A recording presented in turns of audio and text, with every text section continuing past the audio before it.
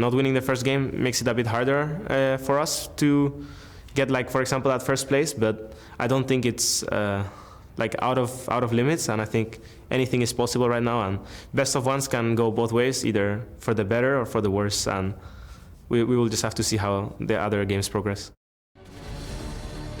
Welcome back, everyone. We're about to see two #1 teams from their respective regions going at it as Korea's ROX Tigers face off against Europe's G2 Esports. Yeah, I mean, it has been a long time since G2 played, basically since it was the first game of the tournament, and they did have a pretty rocky opening versus CLG. Very slow to react to the cross-map plays, and I have to say they were not able to take a proactive approach, which makes it a very scary turnaround to have to play ROX Tigers as your next opponent. Yeah, it's just really unfortunate because you come in against CLG, this team famous for bringing out new strategies, Aurelion Sol it was at MSI, and then it wasn't new strategies, it was just honestly CLG showing a better knowledge of macro than they've perhaps shown since MSI, deservedly beating G2, and then your turnaround, you have that, 10 games in between that they've been watching is against the ROX Tigers, the tournament favorites. So a lot riding, and will they win this game? Perhaps not, but at least they're going to have to carry whatever they can improve on here into the next one. Well, that's what we got to look at now, right? Is when you come into this tournament, putting the CLG loss out of your mind,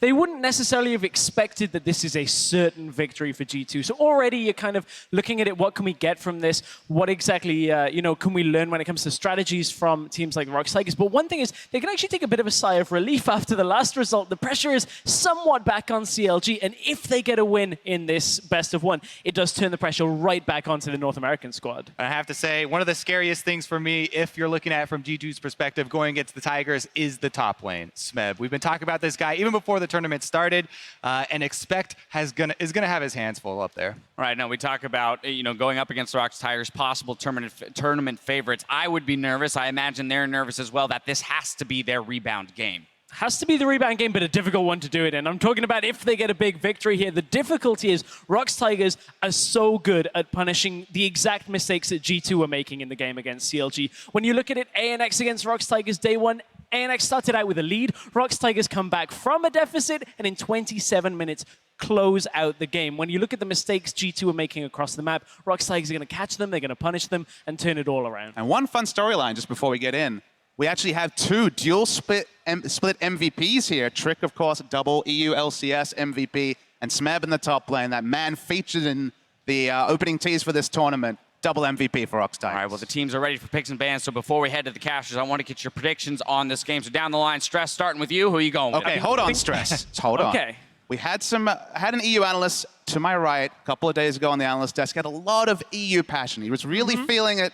Didn't go so well to Crepo, so got a little something here to help jog your memory. Is it going to be the ROX Tigers or G2? I know you have the EU pride, but it's hard to pass props. guys. I mean, the $1 million man would say everybody's got that price. Unfortunately, my price is pretty low because I just like the analysis factor on the ROX Tigers. I think they're going to win it. Even without the banner, I honestly think ROX Tigers are the stronger team. They're going to take the victory. My vote's pretty much up there. I've actually come prepared.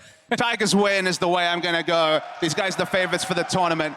I mean, on the analysis side, of course, look at the top lane. You have to say Expect and Trick versus Peanut and Smeb. Really tough ask, but... All right, but Kobe's got a mind of his own. He's got a mind of his own. What are you going to do? I've got one more for you, Kobe. I'll look at the bottom side of the map and say, oh, G2, their greatest strength has been Sven and Mithy, right? Adding them to the team has been huge. However, Prey just went off yesterday, and he is an absolute monster. I don't think that that's going to be a problem for the Tigers either, and I will also have to take the Tigers. All right, well, there we have it. We got 3 Tigers supporters here up on the desk. The teams are almost ready to kick things off, so let's hand it off back to Quickshot, Azale, and Jat for the cast. Thank you very much, Dash. We are ready to go, and as we load up into the draft, let's just quickly get a refresher on the starting rosters. On the blue side, it is, of course, going to be the ROX Tigers, with possibly, maybe, the best player in the world, Smeb in the top lane, Peanut in the jungle, Kuro the mid lane, Prey and Gorilla, their duo, with Nofe, their coach. Yeah, and on the red side, it is going to be Europe's G2 Esports. We got Expect in the top lane, Trick, two-time European LCS MVP in the jungle, Perks in the mid lane, Sven the AD carry, and Mithy the support, making his 3rd Worlds appearance, and then Coach Youngbuck. How much can change in 2 days, Azael? How much can A lot can change. G2 improve and fix upon? A lot can change. I mean, look how good CLG looked against G2, and then compare that to how they look today, right? It looks like two different teams, and we've seen a lot of crazy upsets. I don't think it's too unreasonable to think we could see another one here today. Yeah, what is interesting to me, though, is we're saying, like, everyone can beat anyone, and it kind of ends up happening almost every year at Worlds. Yeah. And then you have the top Korean teams, and generally those teams can't be beaten by anyone. But the question will be, is this year any different? G2 was very dominant in the European LCS, and they definitely want to bounce back in a big way. This would be about the biggest possible way to bounce back. Yeah, and I mean, honestly, looking at the strength of the Tigers, it is hard to find that area that G2 gets their advantage, right? We talk obviously about Svev in the top lane. That's a huge mismatch with Expect, but even across the board, ROX really does not have a lot of weaknesses. That's very true. If there's one place you think of it, it's the mid lane, but Kuro very obviously plays that style where he tries to shove up, doesn't really care if he's getting all the last hits, and then he supports the rest of the lanes. And everyone else on that list I had as top 10 in the world. And even with Kuro, who doesn't have maybe the most impressive laning stats, he still contributes in a massive way as far as team damage. He's one of the highest mid laners in that category as far as damage share. He's still really far up there. And of course, in terms of picks and bans and what he's going to use to deal that damage, Azael, Vladimir's off the table, Rek'Sai and Nidalee Elise. So we're going back to, dare I say, World's Tournament bans, something we're seeing a lot of Sivir as well. These are highly banned and highly contested champions in the first 3 days of groups. Yeah, and you have to expect Syndra as the last ban. It is going to come in there for G2. We've seen what people can do on this champion, and no one is going to be willing to give it up. Wow, actually, insta-lock Ezreal there for Prey. Prey definitely wants to do some stuff on the Ezreal. We've seen some spectacular performances on it. Even Stixxay last game played very well, even though he wasn't able to carry the team to victory. With the Sivir ban, I mean, there's no Lucian ban or Caitlyn ban or anything. I think that's mainly just really wanting to play Ezreal. I don't think there's much of a strategic need to pick it first other than that.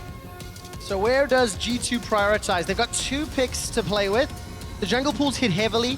Lee Sin, Graves, Olaf, those rise in priority.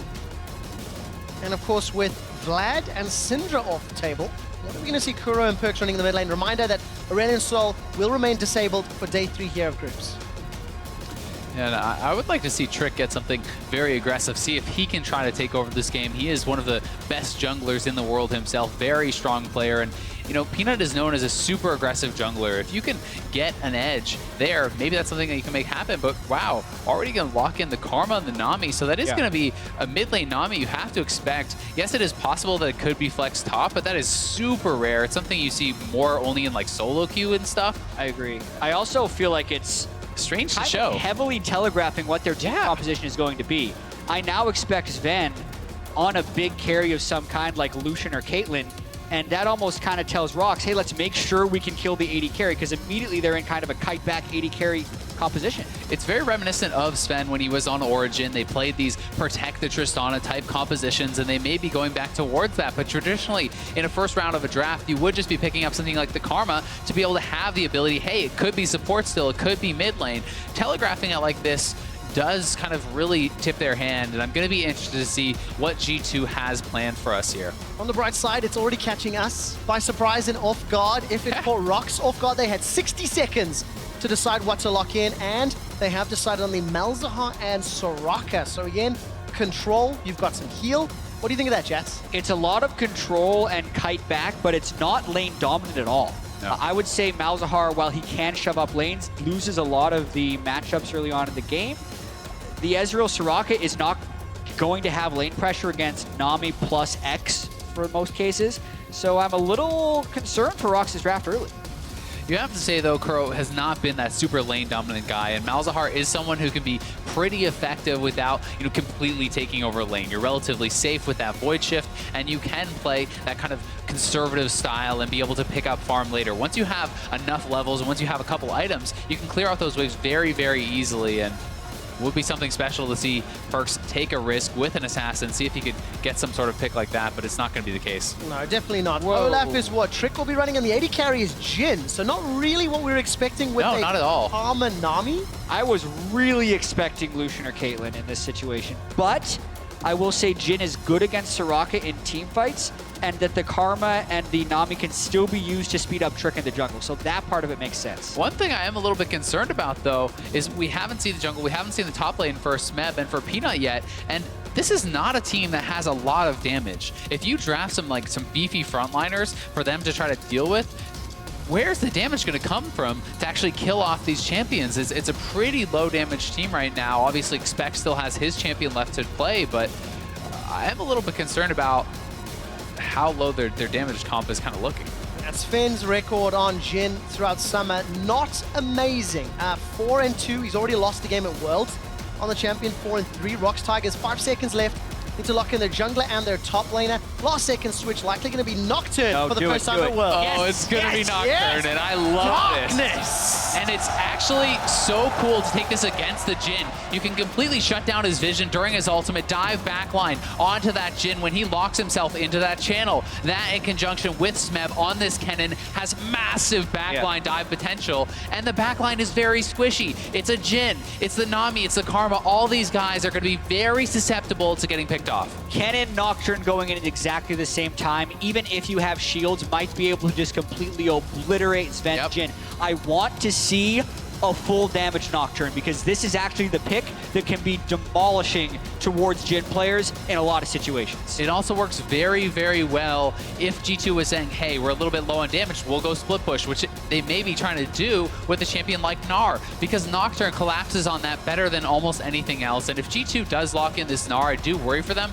as they're kind of counterpicking themselves into the Kennen, which is a favorable matchup already for Smeb. Then you have a very powerful jungler who can shut down the split push, and I have to feel like G2 painted themselves into a corner with this draft. I think so. They telegraphed it very early, then they didn't necessarily even go with a mobile AD carry, so that sets ROX up to pick 2 very strong divers, and it doesn't seem like Expect has a pick ready against the Kennen, so he's just going to go with the generic Gnar. Interesting draft phase for sure, and very exciting to me to see Nocturne from Peanut. Especially exciting because the last time we saw Nocturne at the World Championship was in 2013. It was Season 3. If I remember, that did not end well for Meteos. I'm going to take your word for it. Your memory's going to be much better than me. Fnatic about, there was a meme about him always farming on Nocturne at 200 CS. We'll continue. Yeah, well, Peanut's going to do better. Nocturne in recent patches has actually gotten a little bit of a buff on its CC. Its fear lasts about, I think it's 0.25 seconds or so longer at every rank, so it does actually end up being a pretty significant amount of CC when you do have that ranked up, and may have played a little bit into the choice. That CC may only be relevant if Sven doesn't get instantly blown up, right? So very true. We'll find out what Perks and Midi can do to keep him alive as the coaches step onto stage. G2, they were given a breather by the fact that CLG were just taken down a second ago, and you guys at home need to watch this Kennen, watch this Nocturne, and jump on Twitter. Tell us if they will produce any moments using the hashtag #WorldsBigPlays. Will ROX Tigers take down G2, put them 0-2 in Group A, and hold sole control of first place? They've got the team comp to do so, that's for sure. Yeah, what's super interesting about this ROX composition is they do have kind of the Ezreal and the Malzahar to sit back, and then they have 2 people that really want to go forward. So as far as having a tank line, they don't. They have 4 squishy characters with Soraka, which can become pretty disastrous. It means there's a lot of execution complexity within this ROX team composition, and it can go very wrong if they falter. And I'm going to be interested to see how they want to play it out, though, because they could even just keep Smeb in the side lanes. If you ever have expect overextending, Nocturne ult comes in from so far away. It's one of the best ultimates at actually kind of circumventing vision, because you need such deep vision in your opponent's jungle to see that ultimate coming. It's not enough to just have a ward in the lane bush or in the river. He can come from too far from that, and especially at the higher ranks of his ultimate, the engage potential is massively long range. Talking so much about those junglers over on Riot Games 2. It is Peanut versus Trick, so that's Nocturne versus Olaf, and right now, that's so heavily in favor of Trick. No, not this time round. Peanut forced a flash. Wow, that got way too close for comfort as far as Peanut is concerned. I don't think because he'd been chugging his potions at that last axe hit that it actually would have killed him, but it was extremely close. And Peanut actually had to level up his W first there. He got a little bit scared and leveled up his W, so he's not going to have the Q start, which is what you would normally want. You do get passive attack speed from this, so it's not the worst start, but it's definitely not as good as the Q. Yeah, both of Nocturne's Q and W do give him stats in the jungle. You get a bunch of passive AD when you're sitting on top of the Q. You get passive attack speed with your W. You actually gain more attack speed if your spell shield successfully blocks things. But now you can see Smeb really coming over and I think giving him an extended pull because he needs the help if he's not going to get crushed in the jungle by Trick. I actually think this is pretty cool. So Trick already knows he's a little bit ahead. He gets a really big leash from his bot lane as well, and may be able to try to even go and try to evade the red buff. This would be something I wouldn't be surprised to see. And I would love to see it out of G2 because they have the pushing lane in mid and bot. Yeah. So if they really want to go for it here, Trick should be zooming down bottom as soon as possible while his mid and bottom lanes try and shove. All right, following Trick for the time being, heading up to the Wolf camp as Perkz is shoving Kuro in this middle lane. Trick going a little bit low, but that just helps his clear speed, especially on that Olaf. Yeah, there's a couple of different ways you can jungle early. We were hoping for the quick clear and then go and try and fight the guy that doesn't have flash, but in this case, because he started blue buff, he's just going to keep himself very low. He knows he's not going to get counter jungled by Peanut because Peanut is down flash, so he's going for this super fast clear. And as far as being able to full clear your jungle and competitive junglers, Olaf is even faster than Nidalee when you do this clear at low health. Pressure then on Trick to take advantage of this early game. Peanut, though, still... I mean, look, he's on a champion that wants to get to 6. Nocturne's pre-6 ganks, definitely very difficult. And Trick, as we talk so much about this high-speed clear, is this counter gank or is that setting up something optimistic? That was looking pretty optimistic to me. Yeah. I mean, I think they're trying to set up one of those plays where hopefully Kuro walks forward, then Perkz flashes on him and tethers him, and that kind of situation that we have seen work out for other teams, but it does feel very forced, and that little kind of stumble there actually ends up putting Peanut ahead in the farm. I really disagree with the attempted gank in that situation. Kuro hadn't even been shoved up for a lot of this lane, and Trick had the ability to outpower farm Peanut, and he gives it up because of that optimistic look in the mid lane. It can be one of those things where teams sometimes aren't playing their normal game. They feel the pressure of playing this favorite team, playing against the ROX Tigers. They think, okay, we need to get some sort of an edge. We need to have something go right. And that was not the thing that went right. Bottom and mid lane pushing heavily towards ROX Tigers in favor of G2. We've not looked at Expect and Smeb. Expect not behind on CS yet, but he is falling behind, and look at Trick sniffing around in the river. Yeah, he's really looking for some of the early pressure. He actually pops his True Sight from the Raptor buff, and he did clear out that ward that Smeb dropped, so that is going to make Smeb at least a little bit more nervous because that ward isn't there. He doesn't know if Trick did hang around or not and may have to play a little bit more careful because of this, but it's not a problem right now because Expect is actually pushing the wave towards him, and Smeb can just hang back, pick up this farm safely. Taking over the farm. 27-29, not pulling ahead just yet. Obviously, he's going to be able to harass and bully out Expect all stages of the game, even across the board. Small advantage for Perkz, thanks to that favorable matchup for the time being. But there is a wave pushing towards. And there we go. Prey's caught up. Flash and heal. Flashes away from the root. The silence doesn't lock Trick down. That's 2 flashes for a Ghost. Worth if I've ever seen it. that is an extremely good trade. And this is one of the places where Olaf can best Nocturne is in the early ganks because of the repeated slow from the undertow.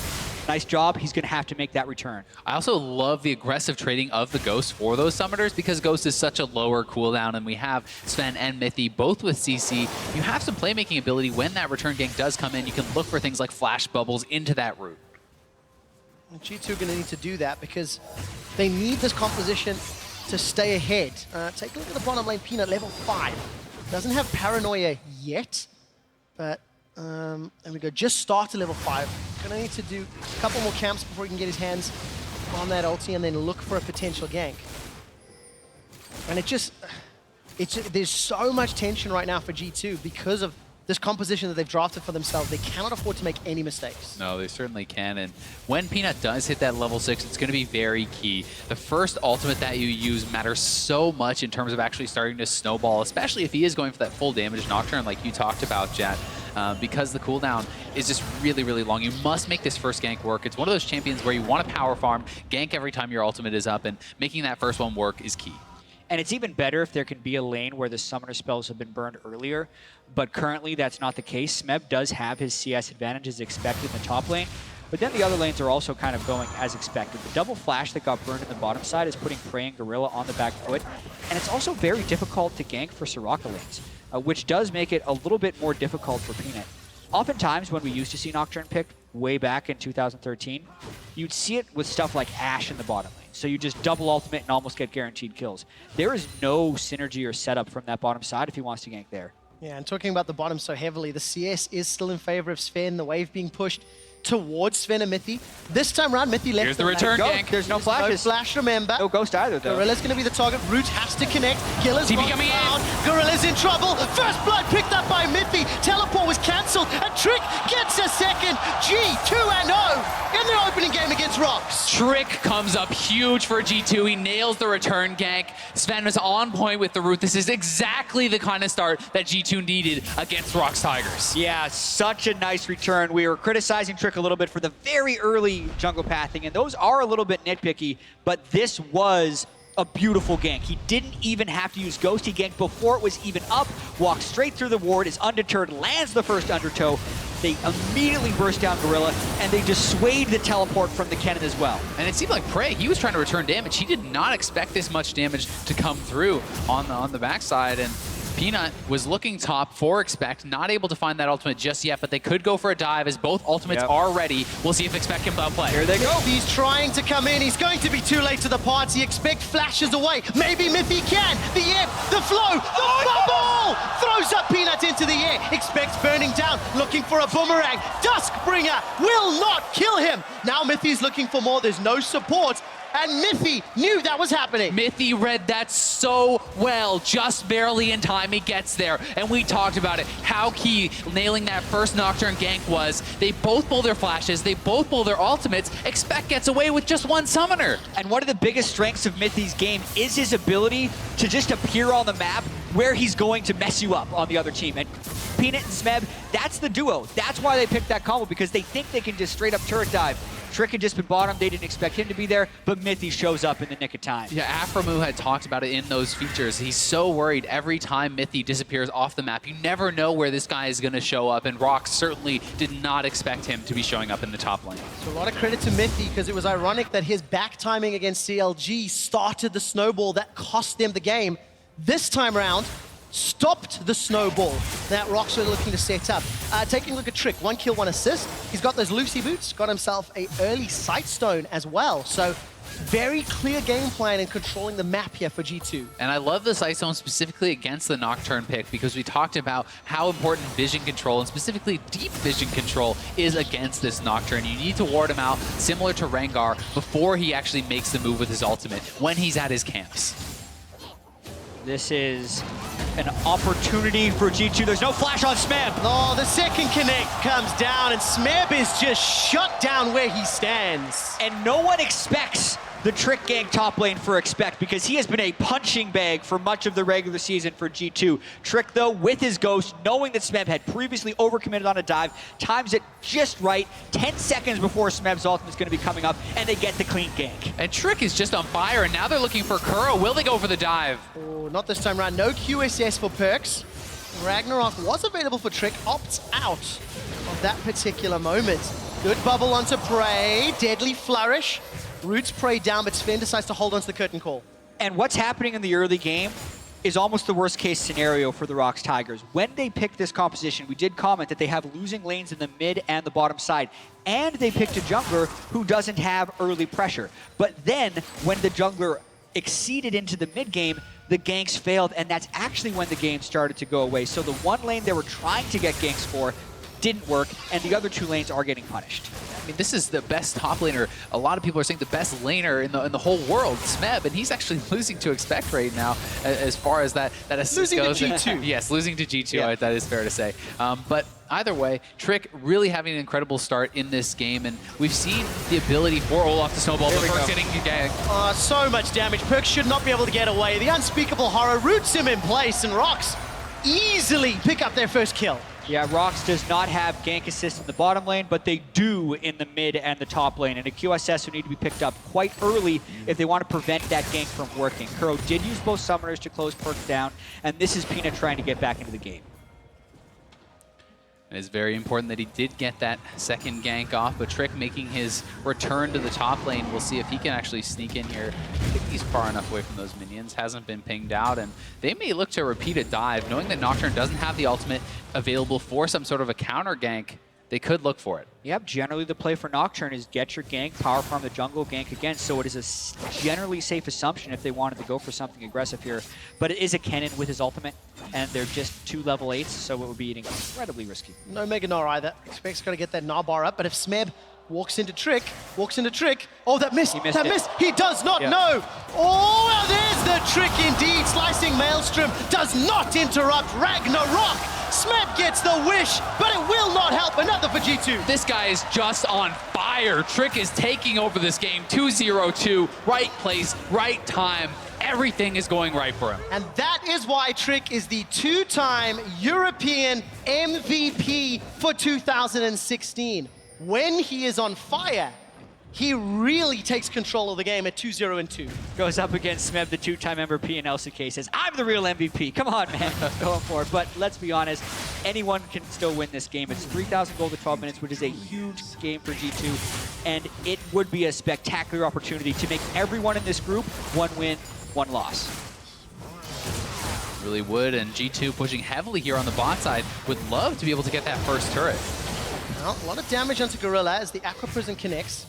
Gorilla should be able to back away, use those star calls, get some HP back. And Sven's actually running relatively low, 126 to 99. Considering how strong Frey looked on day 1, this is a good performance from Sven and Mithi, but it is to be expected in the matchup if played correctly. And so much does have to be attributed to Trick, who's made repeat ganks and was the one who burned these summoners. Ezreal Soraka is also not a lane that wins, it's a lane that splits. So they're trying their best to split here. Trick, can he get away? Trying to run, gonna get a shield from Perkz. Perkz has decided to path the wrong way though. Trick gets run down from the Malefic Vision. Perkz decides to go for the kill. He's the only player at Worlds with no kills, with no assists, and he's looking to get on the board. Kuro gets caught by the bubble. Deadly Flourish roots nobody. The curtain call finds Gorilla. That's a big crit. That's Perkz has done it. Expect gets the Gnar against the wall. Smeb is gonna lightning rush to safety, but here comes Prey, and G2 are praying for their lives. They're able to escape at no cost. 1 for 2 on the back of the fight. G2 is showing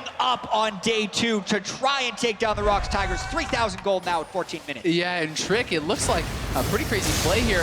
And Perkz actually makes the call that he thinks his jungler's just dead. So he's going to go straight onto Kuro. He wants to just try to take down ROX's mid laner and expect first one to TP. This guy, a lot of questions about him, but he comes up big.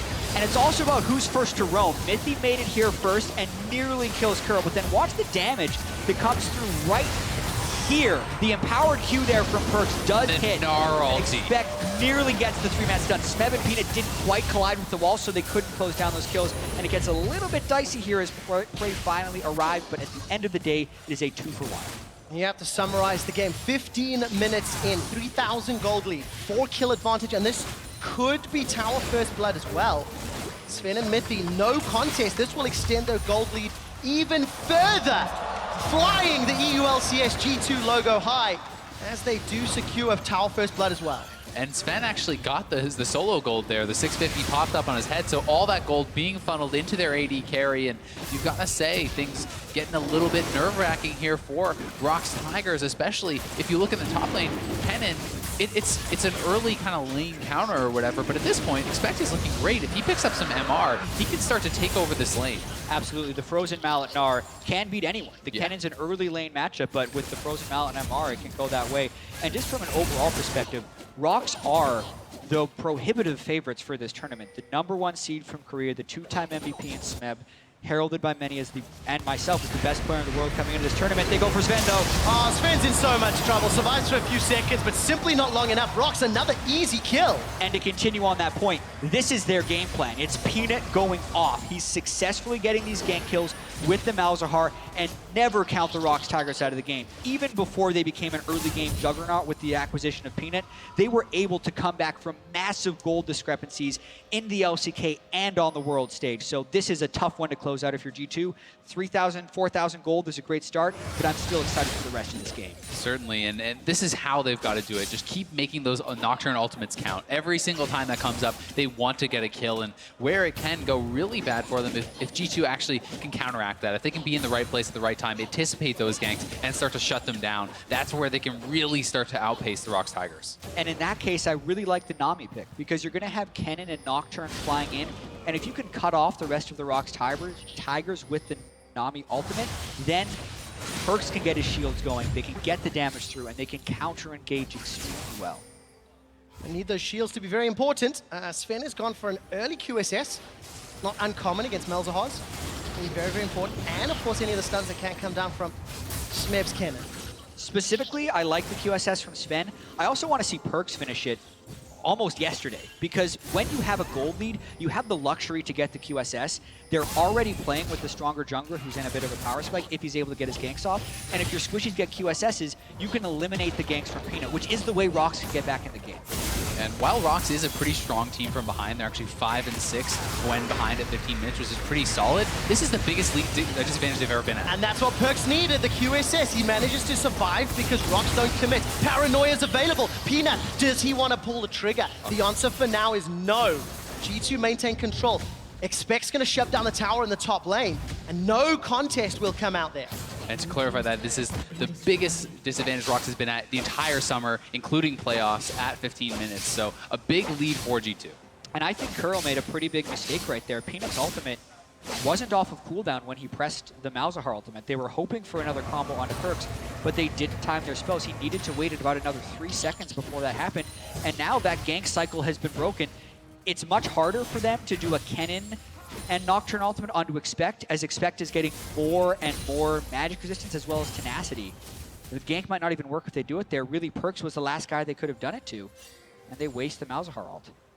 How long until Perkz gets himself an Hourglass or a QSS? That's what we're going to find out.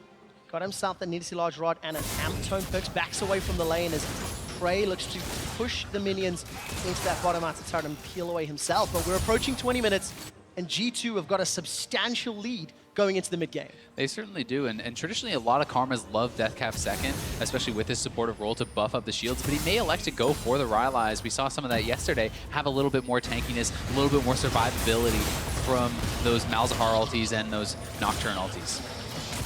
A lot of damage from those Malefic Visions onto Sven. 173 CS, that big CS advantage has been equalized by Prey. And obviously with that second defensive item, I feel like Prey is going to get into a more of a damage dealing role slightly sooner than Sven. But obviously if Sven can survive the Paranoia, slightly more effective long range in those extended team fights. Absolutely, and he needs to be really long range because, especially if Peanut's doing the build I think he's going to be doing, he's going to be Maw into Duskblade. There's not much an 80 carry can do to live through that, as far as Peanut being able to dive into the backline. So G2 does need to make sure they're keeping track of Peanut, not letting him just get free kills on his men. All right, Malzahar's passive was popped by that deadly flourish. Kuro's running low on mana, but the third tower falls, and G2 have got all outers down before the 20-minute mark. They maintain control, and they've not given up any more kills. Now the game has progressed and it's slightly more open.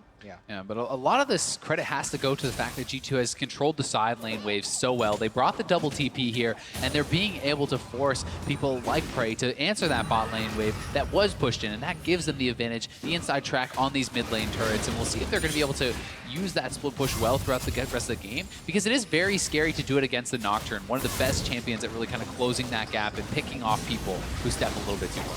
But the interesting thing there for G2 is because of the 6,000 gold lead, they can just brute force up a lane Certainly. and consistently take turrets and objectives, and I think that's what they're going to be waiting for. They have one mountain, a second one is on the way. That means Baron could become a very real forcing tool for G2 very early on. Especially with a composition like this, which I think is pretty mid-game focused with the Olaf, with the Karma, people who aren't necessarily massive damage dealers later into that game. And even you can see Expect is actually stopped building towards the Black Cleaver and is going straight for a GA. So he wants to obviously fight right now and is going to be looking to get very aggressive with that. And I can't help but smile and shake my head at Perkz' build at the same time. He's gone Luden's Echo, which is about the mid-gamiest of an item he could do right now. It doesn't give him survivability that I think he desperately needs against the Nocturne and the Malzahar, but it does give him a whole bunch more poke right now. So if G2 does want to group up his 5 and just start poking turrets, that's kind of the only situation where I think it's a good buy.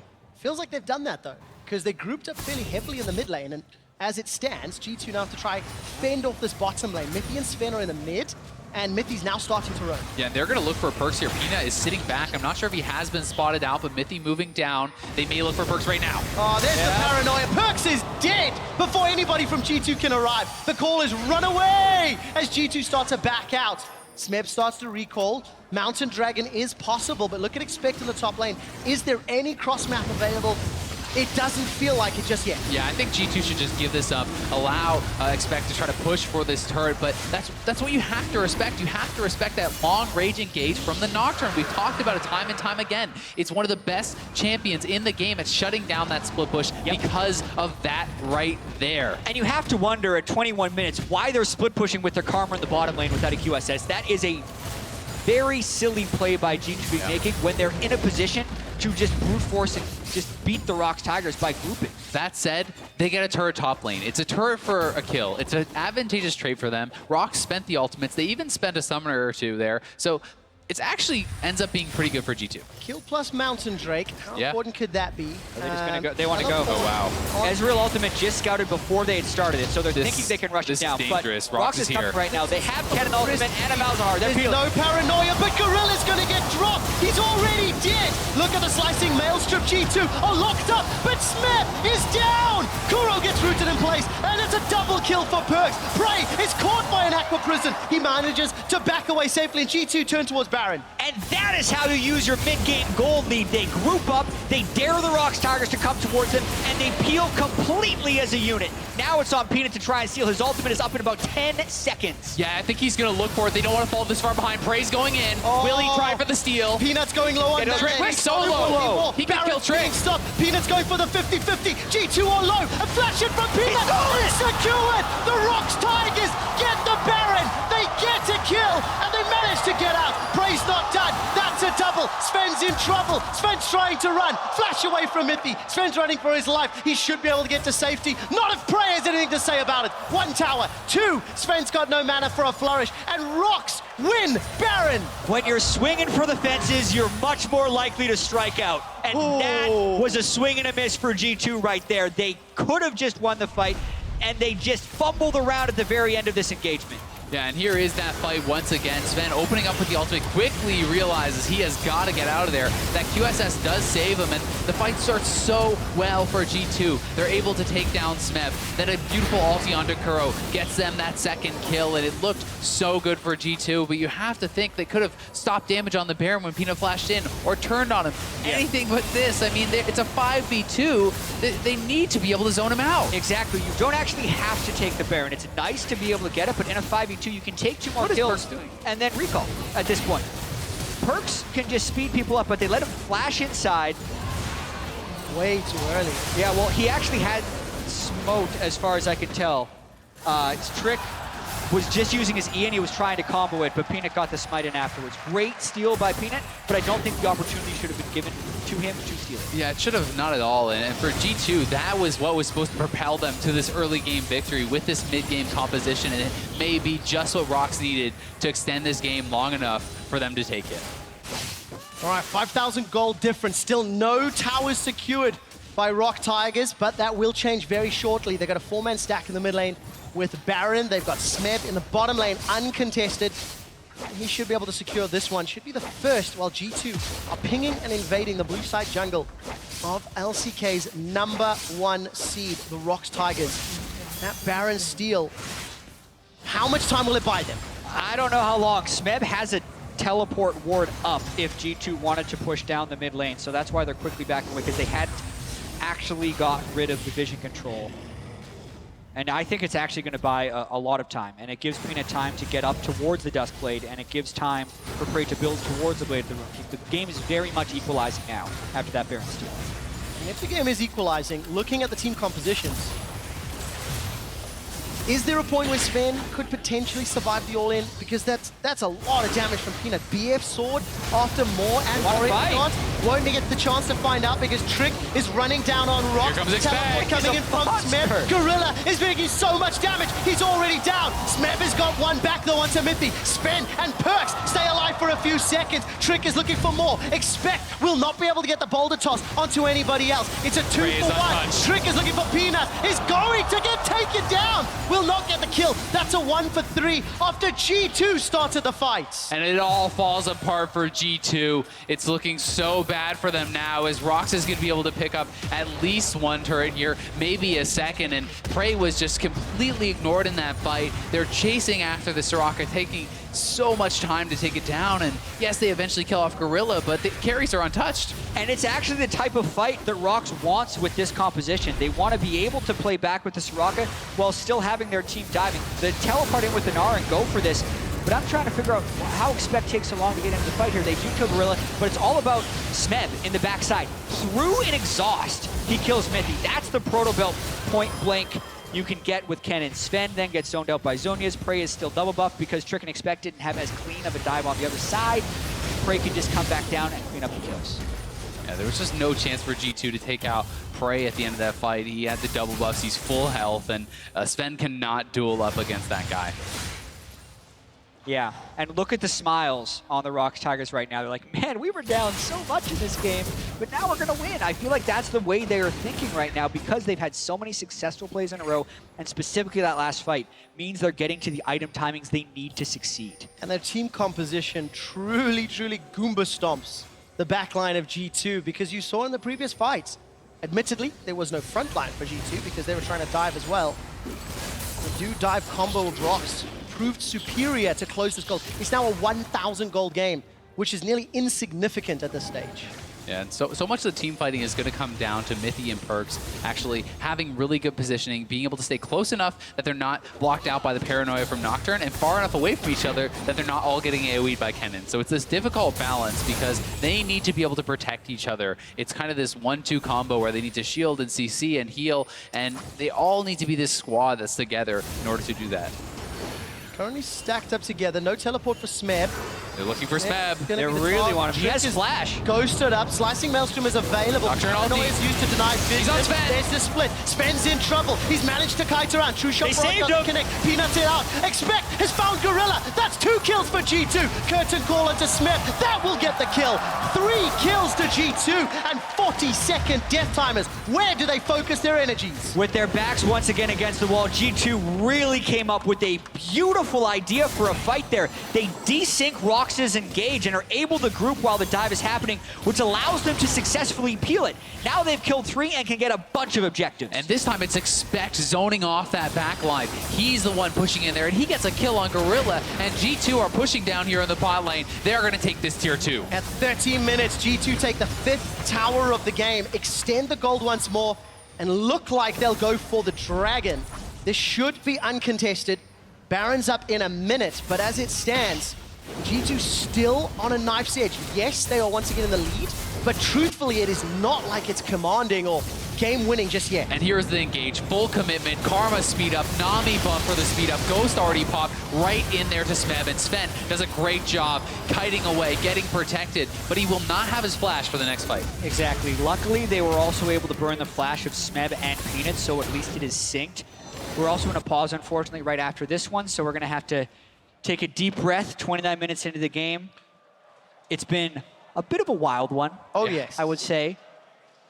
At one point, G2 had a 7,000 to 8,000 gold lead. That's after they picked up 3 kills of the Baron pit. But when Peanuts stole the Baron, it really just threw this game into chaos. Yeah, it completely turned the game on its head, and it felt like it was going to be the killing blow for G2 if they got that Baron. It would have put them probably 10,000 plus gold up over ROX, and instead, Peanut with a big play, and that's a lot of what Worlds is about. It's these iconic plays that you do see. And it's interesting that this particular game, our alt stream must be having a field day because it's watching Peanut and Trick. The early game was so heavily defined by Trick's ganks. The mid game, stall for ROX, thanks to that Baron steal by Peanuts. Just update for you guys, this is an audio-related issue that is being investigated. If and when I hear more specifics, I will let you know. Yeah, and it's not like a headset issue. They're hearing Nocturne's ultimate over and over again, so they're going to maybe try some client restarts or something else. You can imagine that would be a little bit distracting if you constantly heard darkness with the lights on. It would be kind of confusing. It would be very confusing. Very unnerving as well, because every time G2 hear that noise, it mees Sven might be dead. Yeah. That's basically what that sound effect means in this game. As a Jhin, that noise is going to give you some PTSD. Not again. And of course, reiterate, 30 minutes into the game, it is a 3,500 gold lead in favor of G2. But it doesn't feel like that lead really matters, because what matters is, can they keep their AD carry alive? Yeah, and we also just have to keep in mind exactly the way the team compositions will interact with each other. We know the way that Peanut wants to be making these dives happen.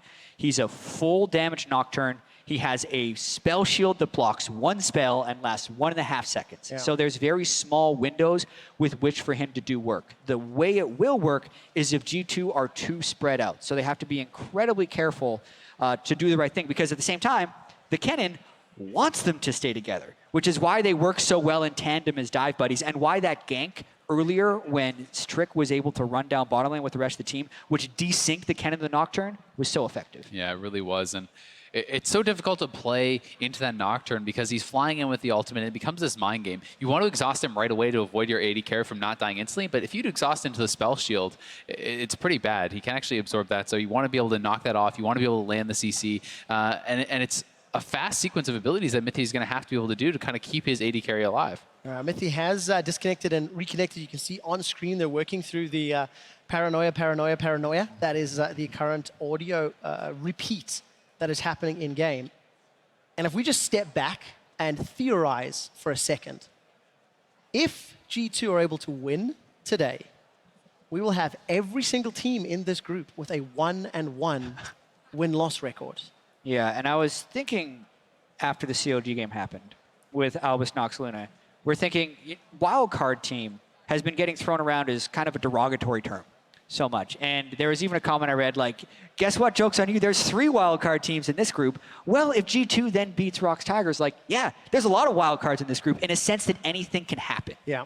And I think that would just be extremely exciting to me as this group if everyone starts 1-1. I think ROX, you can see the way they're staying in this game, how savvy and strong they are as a team. But it does mean that they too were vulnerable. They had a singular win condition here, it felt like, for Peanut to get going and have successful ganks. And when those ganks started faltering, you could tell they're in danger of losing this game. And you can also say this is a pretty triumphant return to the scene for G2. You know, after their disappointing game 1, you know, the opening game was not what people were expecting, not what they were hoping, and they are really pushing ROX Tigers, the tournament favorites, to the limit here. This is a game that is right down to the wire, and win or lose, they've shown a very, very good game. Yeah, and I think if you look at the big picture of the game, even just that Baron split call, you know, whether they stay on it or back away, it feels like most of the other decisions that G2 have put on the table have been the right ones. It's good ganks, it's, you know, very nitpicky problems. Now, we've praised G2 a lot because they were the underdogs in this game. ROX Tigers were the underdogs for 15 to 20 minutes because they were losing, they were behind in gold, and yet they still have this potential to jump back in there. Support, of course, for Giant FLICKR sign. Trying to get in the heads of the ROX Tigers, who haven't been able to defeat FLICKR in a final. Luckily, KT did it, and then they were able to squeak out a final against KT Rolster to qualify as the #1 seed here. Yeah, speaking of Baron Smites, 2 HP on that KT final game. All right, so I am hearing that we will be loading the game back up as a test to see whether or not the issue has been resolved. So if it persists, we may re-pause the game. We'll give you guys an update in a moment or two. But as we reload, quick recap, 30 minutes in, it is a 3,500 gold lead in favor of G2, and G2 just secured the Mountain Drake.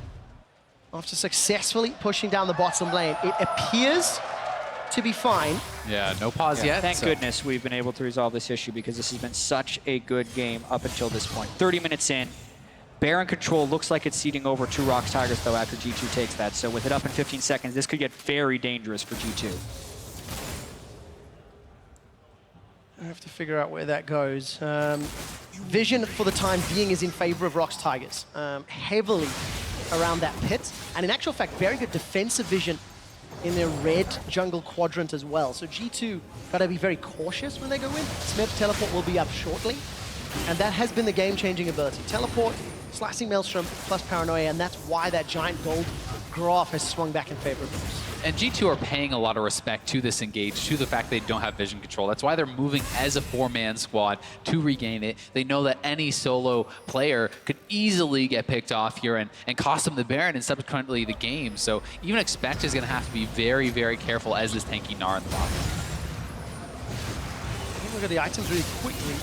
Again, still fairly look at that poke on aggressive Smeb. across the board. That's because Perkz has got himself a Haunting, guys, as well as that Ludens. And yeah, very aggressive not build. what we were anticipating. However, this is Perkz. He is an aggressive, I gotta win type of player. Exactly. If he gets caught out by a Malzahar ultimate, he is dead. He has very little magic resistance, still no QSS, and it doesn't look like he has plans to get the QSS because he wants to stay as damaging as possible. And that's why so much of the success of G2 has ridden actually on Expect's shoulders, getting in the face of Kuro, making it difficult for him to move up and get those key targets. And that's important because that is a slight pivot from, you know, Summer, where Expect, as we mentioned, was a bit of the punching bag. However, with Perkz building all this damage, it does shore up some of their DPS weaknesses that both of you guys have spoken about somewhat during picks and bans. And it also means that he's going to have a significant amount of AP with this second large rod. The shields on Sven are going to be huge, right? So you have the exhaust, you have now the Hex Shrinker built up to try to survive the Kennen dive, and Sven is going to become more and more difficult to be the one for them to kill off. And I think that's the idea, hopefully, of Perkz. He's increasing his poke, but he's also really increasing his shielding, since if he's able to get a Mantrid shield on the whole team while they're getting dove in by Peanut and Smeb, that may be enough to prevent themselves from dying here. They have double lockets, even though they're diminishing returns on the shields, it's still the shield, because if they survive those dives, they can quickly kill the top lane and jungler, and then move on to the less threatening Malzahar, Ezreal, and Soraka. As long as the Ezreal isn't getting too ignored, right? We've seen how Prey can take over these team fights. He can get aggressive, and if you focus too much on those threats, he can surprise you and take out.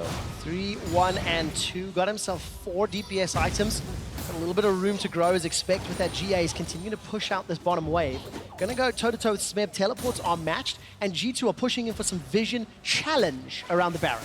They certainly are, and Peanut is around here trying to make sure that they're not on this Baron, and he's been trying to power farm to 16 to get that longer engage. And in some ways, as a pro player, you have to have an incredibly short memory.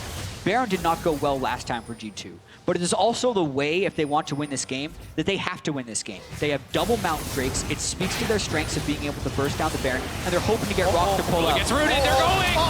Teleport's coming in! Curtain Call and Wish have already been used, and Trick is running away! Expect gets caught down. He's got a GA, remember, but he needs Mega... Deleted! Remember, I've seen one, and G2 are aced!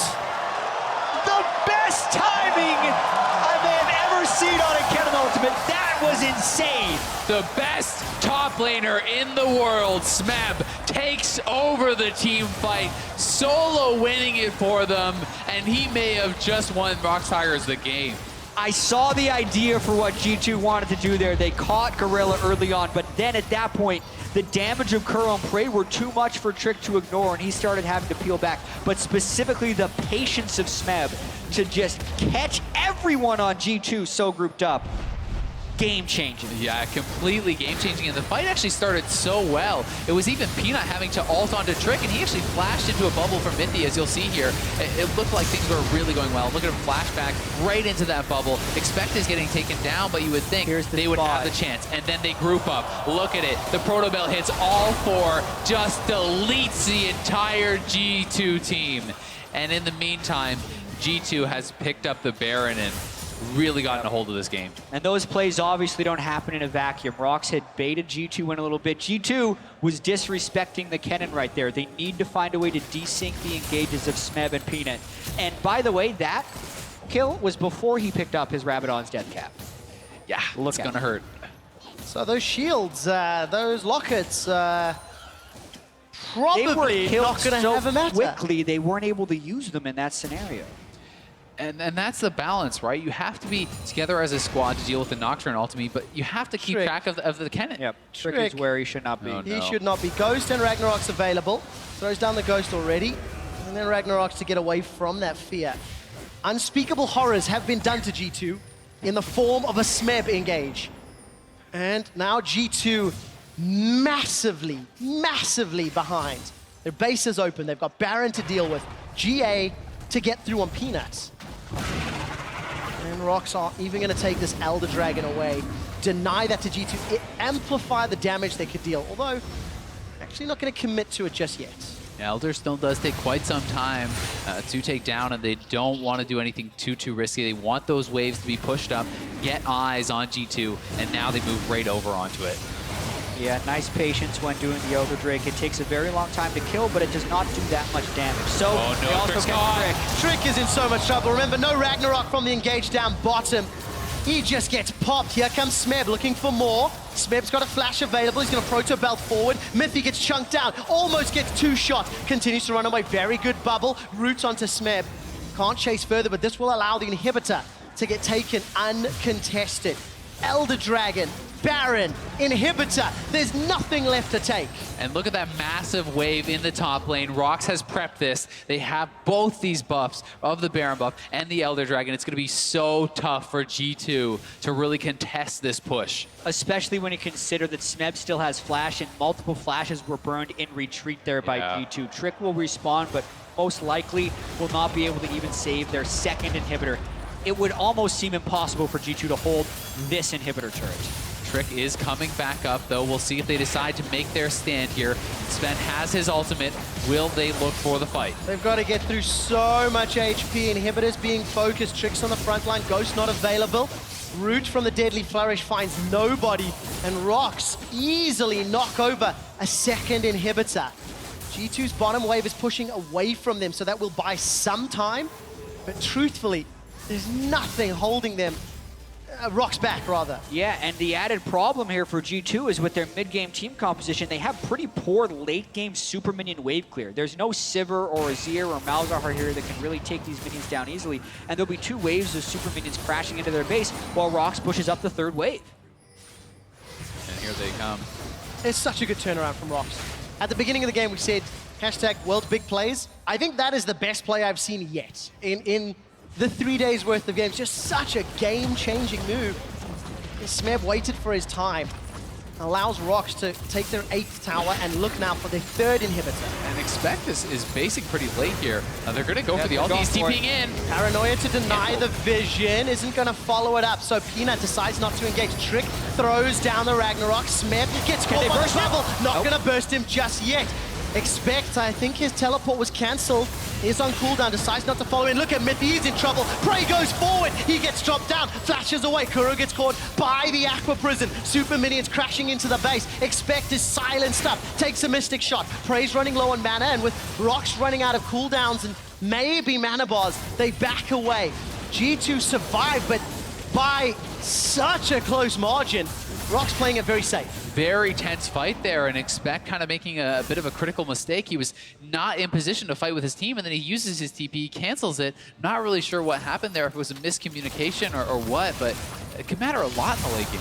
Yeah, I think if G2 was going to take that fight, it was going to be the final fight of the game, and based off of what happened in the previous time they tried to force onto ROX as a group, I don't think they were willing to follow through, and I think that's why he canceled his TP. I think it was a successful defense by G2, saving their 3rd inhibitor. It was certainly, and one thing going for them is both the summoners are now gone off Prey, so if they can land some sort of CC on him, he could be in a lot of trouble. He's full build, but he did not build into a QSS, so if they can get that CC, it would be critical. Yeah, it looks like ROX can get that CC. They've done it multiple times this game, and you know, we talked about how ROX, even with deficits, have come back multiple times during the course of the summer season. Banshee's Veil for perks, you can see him just running around on your screen, and the gold lead for ROX Tigers. They're setting up for the last inhibitor push. But Perks sold his Haunting guys to get it. So he's down in overall gold efficiency from this, just taking a very strange build path in order to get here. Expect is really far up top lane No again. TP. Doesn't have TP. I think he kind of needs to get back to base. They're really trying to prevent multiple waves of super minions from crashing at the same time. It's just very scary against Nocturne Cannon. There's a huge amount of dive potential, and if your team gets Doval, your top lane, you don't have TP, that's the end of the game. Absolutely agree. On the other hand, if supers get into your base, Certainly. that makes it even easier. So G2 balancing it on Knife's Edge. Expect this time round making a beeline for the bottom lane. That Narbar's at about 50%. Gonna need that to work out. Inhibitor turret should drop shortly. Prey decides to back away. Expect they're in the middle lane now. Starting to get that Narbar up. Looks like he's about to transform. Flash is available as well. ROX are going to be a little careful around that timing window.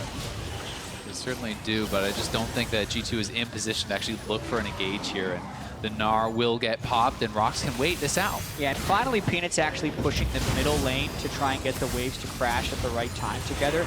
It doesn't matter if Peanut's on the side because he's going to be ulting into a fight anyway. They're going. Could happen.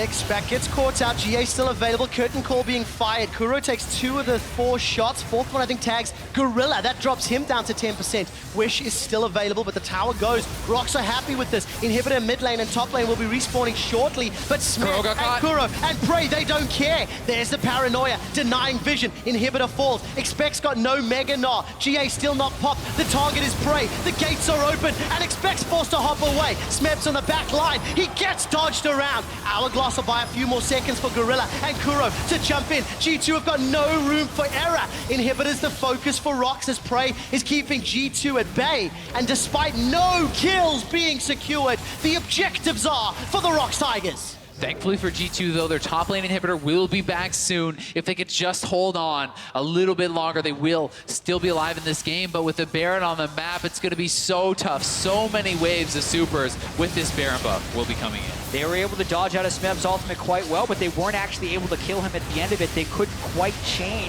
the Jin W as he was coming out of Zhonya's and allowed him to kind of slither away at the very end of that fight. Temporarily 3 inhibitors down with the Baron buff, but the top lane and mid lane inhibitors will be up, so it will be 1 inhibitor down. The question will be, though, G2 have to fight. Because if they get 3 inhibitors down at the same time, which could happen with Baron, it's definitely over. It's just mostly over right now, unless G2 pulls off a spectacular fight. We're talking 98% versus 90%.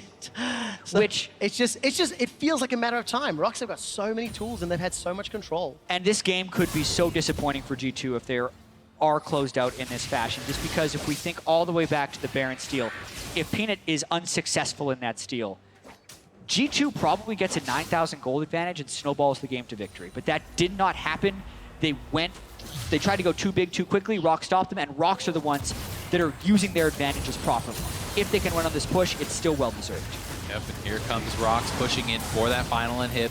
Peanut over in the mid lane, shoving in. Will G2 go for the fight? Looks like they want it. The wave goes down, Praise the target, Expects looking to gnar somebody, decides against it. Equinox holds him in place. Remember, there's a GA as well. Expect will have that pop. Tricks running for his life, throws out the undertow. Goes Simply Prey. will not matter. Expect comes back up, hops away, goes down. This is the final fight. Curtain call is fired, but there's simply not enough damage. Supers plus Baron. The Nexus turrets are falling. Smith is zoning away. G2 Esports and ROX Tigers are setting their sights on the base. Trick is the focus for now. They take him down, turn back to the Nexus, and for now, ROX Tigers remain undefeated in Worlds 2016. And it was definitely closer than many people expected, but the result is the same. ROX Tigers play as a team. You can see the relief on their face, and as you said, Quickshot, they remain undefeated. To me, this game came down to 2 plays. Peanut's Baron steal and Smeb's miraculous team fight in the mid lane.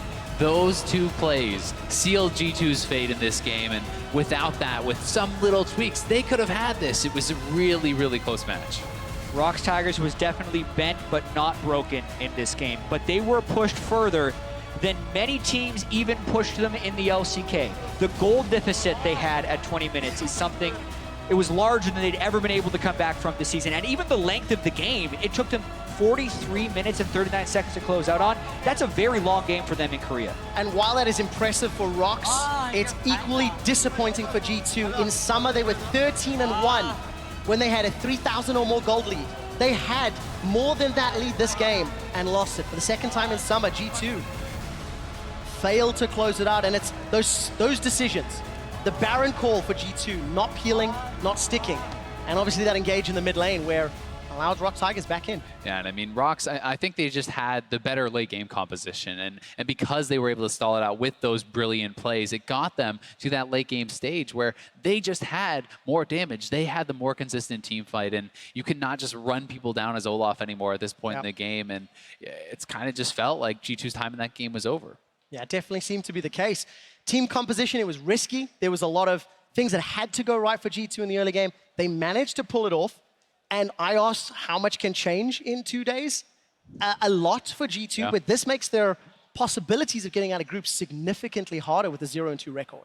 That said, CLG did lose today, so even though they are a 0-2, if they could beat Albus Nox Luna, they are essentially right back in the mix with CLG, and they're going to have to look to their next matchup with CLG. Yeah, because there's a lot of different ways this group can fall out, but essentially if ROX Tigers beats CLG tomorrow, and what Isaac just said happens, you have a 3-0 at the top of the group, and 3 teams tied at 1 and 2 moving into week 2, so group stage still has a lot of games to play and a lot of results to fall out.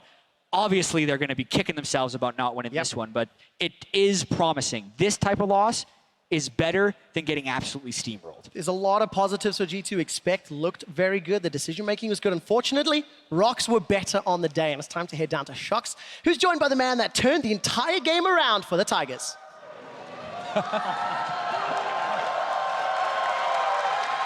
And an applause. What a turnaround for the ROX Tigers and Peanut. So the first thing I have to ask you about is that Baron steal that made it all happen. What was the communication like? What happened?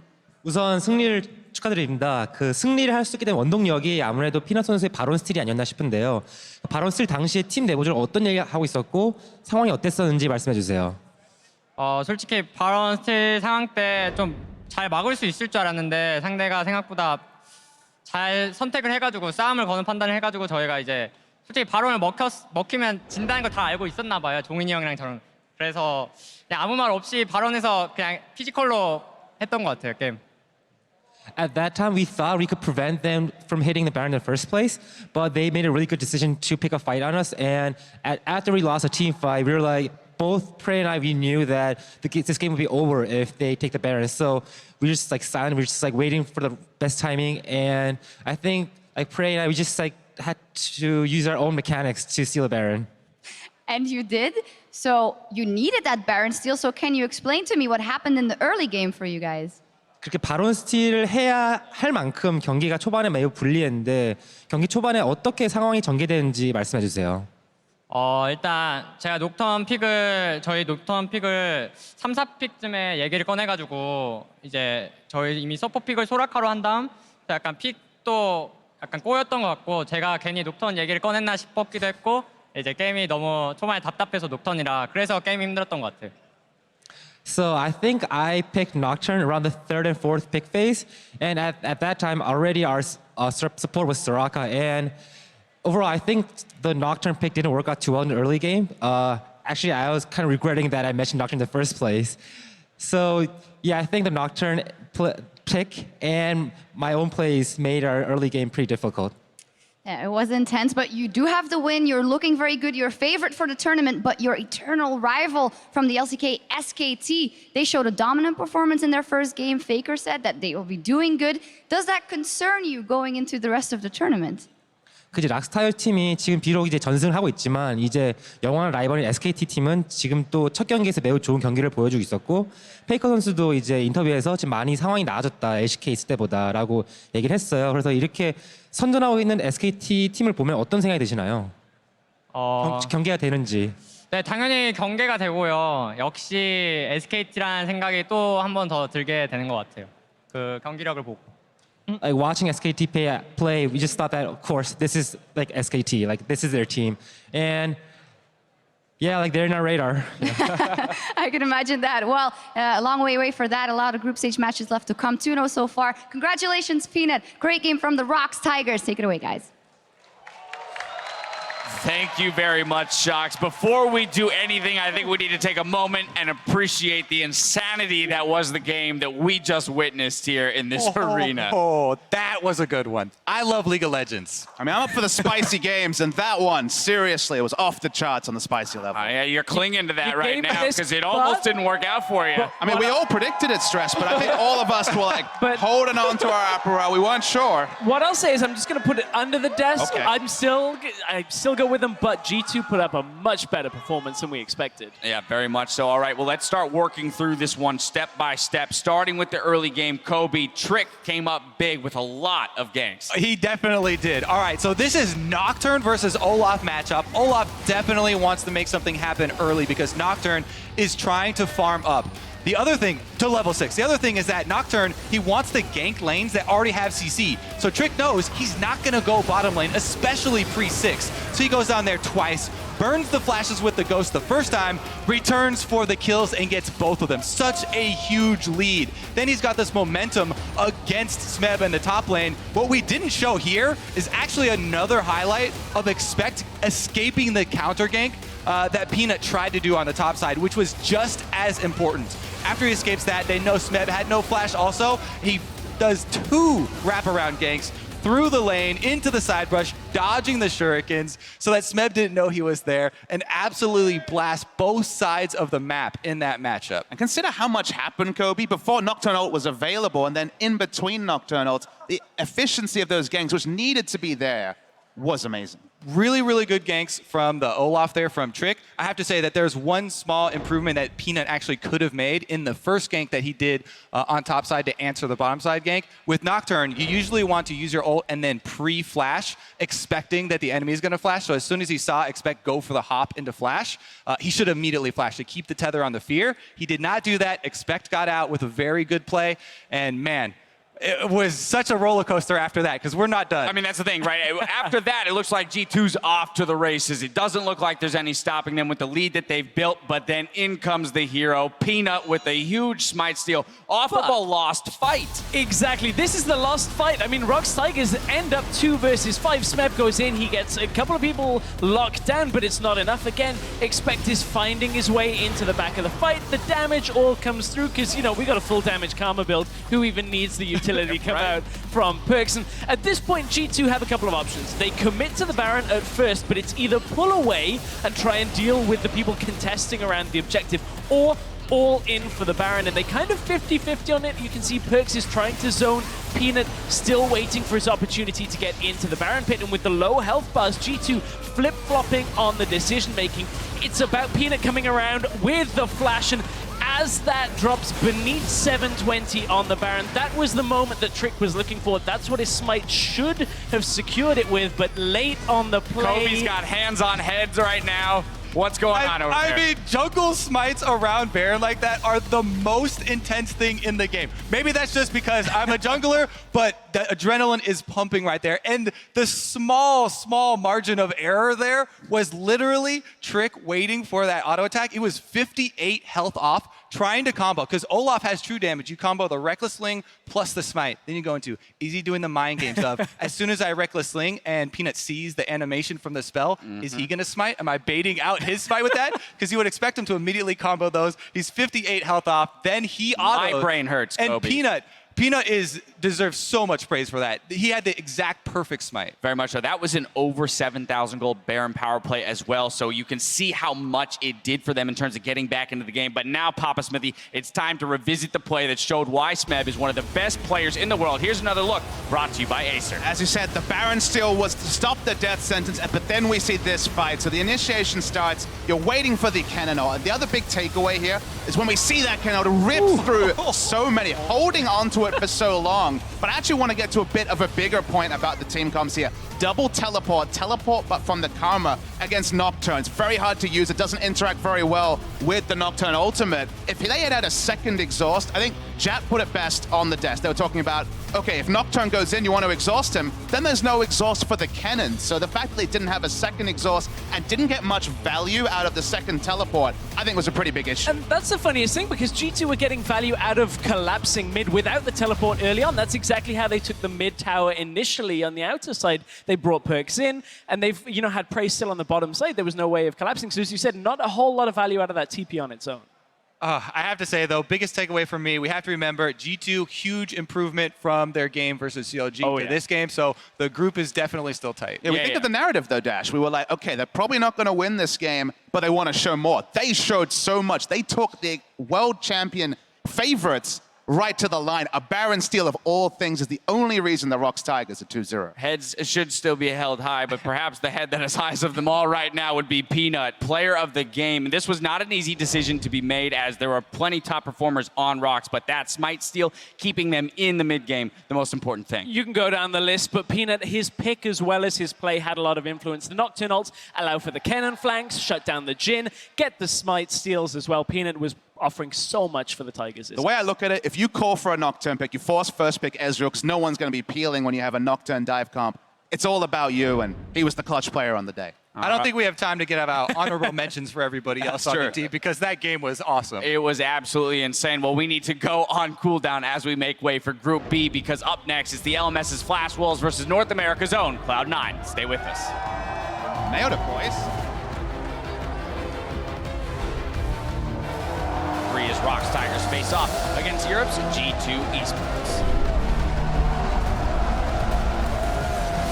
Gillis TV coming in. Gorilla's in trouble. First blood picked up by Miffy. Teleport was cancelled. And Trick gets a second. G2 and 0. Kuro gets caught by the bubble. Deadly flourish roots nobody. The curtain call. nice. Nice. Peanut's going for the 50-50. G2 all low. A flash in from Peanut. It's secured. The ROX Tigers get the Baron.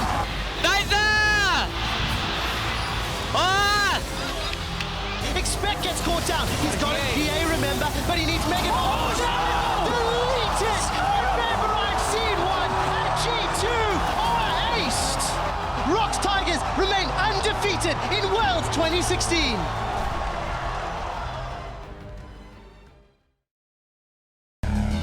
Dare to be different. Revel in the impossible. Introducing a little anarchy. Disrupting the natural order.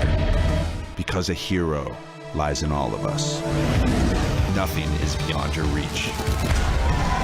Claim your victory and go forth to conquer new worlds.